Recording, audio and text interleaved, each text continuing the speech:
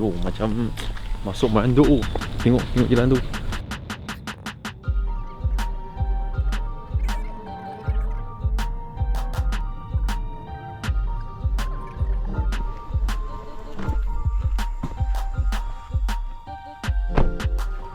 So kita akan tukar setup toman. Kemungkinan ada toman dan haruan saiz kilo ke atas. Kita jalan-jalan tengok. Nanti akan dapat ikan besar bos. Let's go.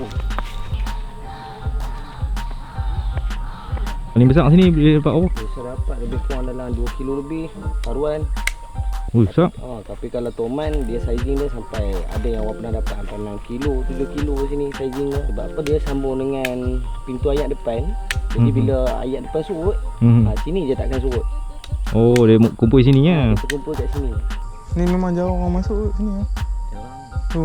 Ini banyak dari hujung sana lagi ni. Oh tu. Tengok. Tak makan. Sebab dia bila ayak pintu banyak ni kadang-kadang.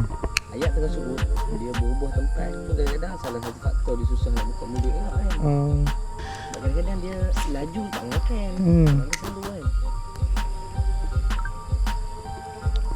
Ni pun syok makan. Mana? Ya, BT ni. Main skipping ke. Oh, syok lah.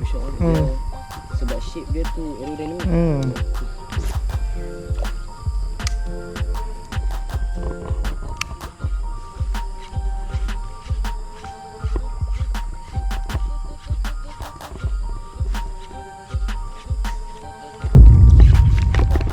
Oh, tak kena. Aduh.